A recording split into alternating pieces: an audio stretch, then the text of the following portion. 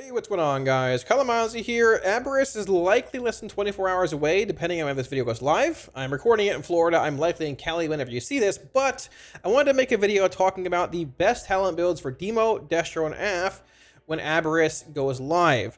Now, things will change a bit for the Destro builds in here whenever you get your 2-piece, 4-piece, but Demo and Aff are pretty much exactly the same. They just get stronger playing, well, these builds.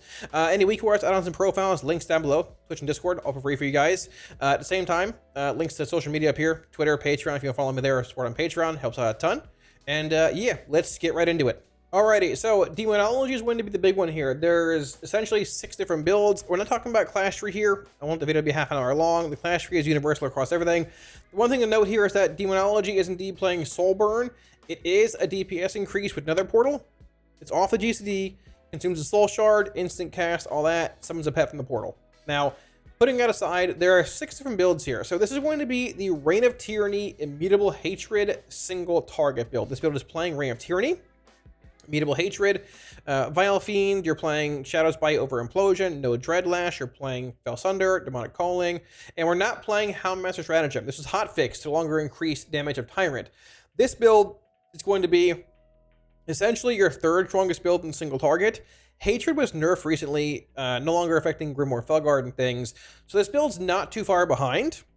However, like every build here that's in single target, it is indeed playing Nether Portal, but it is not playing Ner'zhul's or Gul'dan's. It's just playing baseline Nether Portal, and you get some value out of being a large 3-minute cooldown, but this build sustains more damage. By playing Hatred, you have large tyrants every minute and a half with Reign of Tyranny, but Hatred gives your baseline Felguard more sustain and all that. This build might be played on certain fights like Zaskarn possibly, when there's a lot of movement and knockbacks and all that. Portal might not be the play. You might move a point from Portal to maybe Imp Gang Boss, or sorry, Imp Mother. Maybe put it up here somewhere and somewhere else, I don't know. But what I'm getting at, this build is more of a sustain build. It's not, okay, I scuffed my Portal and my damage is actually terrible. It's sustainable, it's not bad, it's not too far below the highest simming single target build. It's behind by about 3k DPS, I believe, roughly. Now moving on from here, this build is the Reign of Tyranny Immutable Hatred Cleave build. This build's almost the same. It shifts points from Shadow's Bite into Implosion. You grab Dreadlash, you grab Stratagem again, because it is indeed affecting Implosion damage, all of that.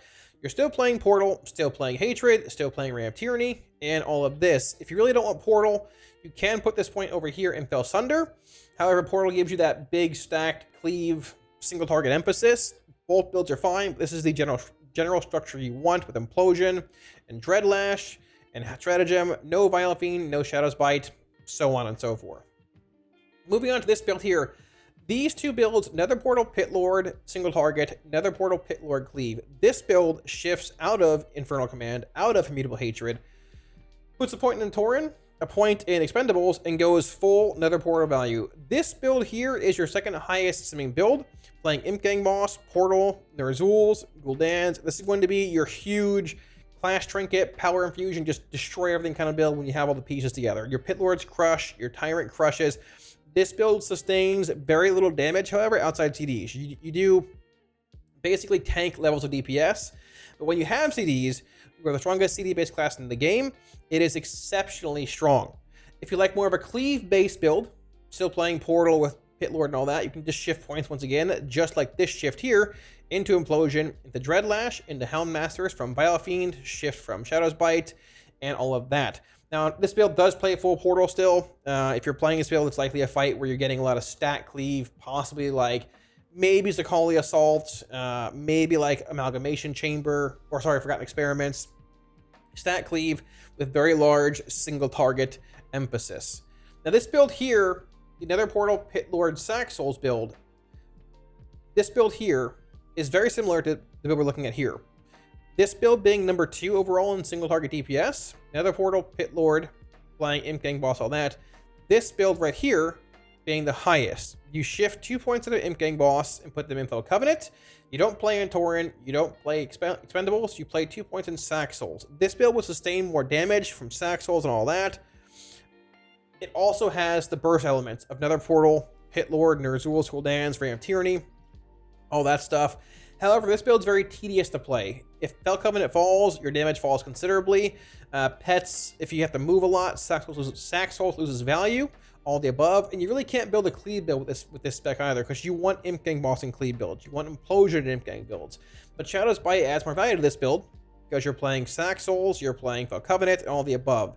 So this build sims, I believe, about 1,000 DPS higher than this build here, being the Pit Lord build. But at the same time, I think this build, for its single target capabilities and cleave applicability at times, is likely the better play in a lot of scenarios for Demonology and single target.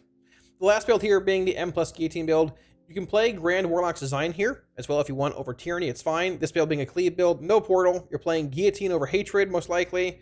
Implosion, Dreadlash, Helmmaster Stratagem, Demonic Calling, grabbing Fel Sunder, giving you a strong universal AoE build, but also a good single target emphasis. Links to all of them down below. So when it comes to Affliction, there are 3 builds here, and they're actually pretty simple. Not even a whole lot of changes between them. This is going to be the Haunted Soul single target build. This is the build you play in single target. You're playing Siphon Life, you're playing Vile Taint, you're playing Sack Souls, you're playing Haunt into Haunted Soul, you're playing Creeping Death, Afflictions, Dread Touch, Crescendo here, and your Dark Lair. This is basic Affliction in single target. You're not playing ID here. It's actually very undertuned. You're playing Soul Swap to make this connection into Withering Bolt. Besides that, it's basic Affliction, single target, maintain dots, maintain Dread Touch, and that's pretty much it. Not much cleave elements here because you're not really playing Seed or Sow, no Soul Flame, but if you like those cleave elements, you can shift to this, the Haunted Soul single target hybrid build. This shifts points out of Dark Virtuosity, a point out of Soul Swap, a point out of Pandemic Invocation into Seed, into Sow, 2 points in Soul Flame for, once again, that stat cleave adds dying profile, and the exact same talents on here. Siphon, Vile Taint, Haunted Soul, Dread Touch Row, Crescendo, and Dark Lair. This build's been played a lot on fights like Razagath, fights where you have single target emphasis, but also some cleave at certain points in the fight. This build can be very, very strong at doing just that. Now, if you're looking at more of an AoE build plus, having big CDs at every pack, this is going to be the Grim Reach Dark Harvest build. Not a lot changes up here. It's the same as this build here, basically. Nothing changes. All you're changing is the bottom row here, shifting from left to right, essentially. You are no longer playing Haunted Soul. You're playing baseline Haunt, baseline Creeping Death, then full Dark Lair and full Soul Rot row. Dark Lair into Malevolent Visionary, giving you more Dark Lair damage and lasting longer. And then Grim Reach, giving you that Dark Lair when you pop it, the AoE I-Beam cooldown that blasts everything. Doing large AoE, strong cooldown based talent and AoE. And then this row here playing Soul Rot, 2 points in Gluttony, giving you a reduced cooldown on Soul Rot, essentially sinking Soul Rot to every Vile Taint. And the final point here being in Dark Harvest, giving you 2.5% crit and haste per target hit up to 4, essentially 4, for 8 seconds. Further buffing your damage whenever you pop your Dark Lair, you're popping Soul Rot as well. So it's like big Dark Lair damage with Grim Reach, having Soul Rot rolling with Dark Harvest, spamming Seed, Vile Taints rolling, your dots are up. This build brings an exceptional amount of cooldown-based AoE every 2 minutes with Dark Lair, and a good bit, basically every half a minute with Vile Taint, Soul Rot, Gluttony, and Dark Harvest. You really can't go wrong with this build. It's just universally sound Mythic Plus. And finally, getting into Destruction. There are 3 builds here, 4 technically if you want to look at this build here, which we will. This build here is going to be the single target build that you play after you acquire your 2-piece, 4-piece from Aberrus. This build is playing Channel Demon Fire and Raging Demon Fire in single target. Backlash, Scalding Flames, and the typical points down here. Burn to Ashes, you're playing Avatar, Ritual, 1 point in Master Ritualist, Madness, Chaos Incarnate, Embers, and your Infernal. Now, you're not playing Soulfire here, you're not playing Conflagration and Chaos. CDF is going to be your button you hit with your 4-piece, giving you that increased fire damage effect, basically on cooldown. And that's it. You play this in single target, you cast Big Bolts, you cast Incinerate, you maintain Madness, and you hit CDF basically on cooldown. Now, this is after you get your tier. Before you get your tier set, if you're playing your Vault of the Incarnates tier set heading into Aberrus, this looks to be, from what I've seen, the best build in single target. You're playing Soulfire all the way into Ruin. Everything else is the same. You're playing 1 point in Scalding Flames, not 2, but everything's the same down here. Infernal, Embers, all this. It's Soulfire. If you don't like Soulfire, hopefully you get your 2-piece, 4-piece quickly, but then again, at that point, you're playing CDF, so it's sort of up to you. Both are just, but hey, there's that. No relevance here in Cry Havoc versus Pandemonium changing, just literally didn't hit the button. It's no big deal, same thing. Now, I will say, if you're looking at playing a Havoc Cleave base build, a spread cleave build, where you're not getting stat cleave with CDF, This is what I played during PTR testing. You're playing CDF, however, you're not playing Raging Demon Fire if they're spread out. You use CDF basically on cooldown to give you your 4-piece tier bonus buff to fire damage, and then you cleave Chaos Bolts, you cleave Incinerate, you do whatever, maintaining the same cleave profile we had for a long time. Still playing Backlash, Scalding Flames, Flashpoint, everything being the same down here, Roaring Blaze, EP, and all of that. Basically just hitting CDF as a damage bonus buff, not really using it for any kind of relevant damage. It does some, it's fine, but it's more or less there for its buff to your Havoc Cleave and spread target kind of fights. Now the last build here is the AoE build. This build does not vary much from what I've seen, from what's really been played at all in Mythic Plus for a long time. This is going to be your just Rain of Fire Inferno build. I have pulled away points from Backlash just to put it into Channel Demon Fire, similar to the Havoc Cleave build. I don't think you want to play Raging Demon Fire if you're playing Inferno. And all that, just not playing the Kata build here pretty much. I don't think it's really relevant. You want to hit CDF for your 4-piece bonus to get your damage effect going. Besides that, I don't think it's really worth it. You pop it to get your buff rolling, but you don't want to really hit it in AoE. You just hit it because it gives you a buff to buff your Rain of Fires more. So it's there. You hit it as a cooldown from what I've been doing during testing and keep spamming Rain of Fires. This build does bring good single target. Still playing Roaring Blaze, still playing EP for higher Roaring Blaze uptime. Not playing Burn here. We're still playing Ritual, Master, and Avatar, Madness, Chaos Incarnate, Aberrus Embers, a point in Power Overwhelming, and a point in Infernal. This is what I would assume this is pretty close to like the high-end build you see played in a lot of keys as Destro. It still brings great Inferno value.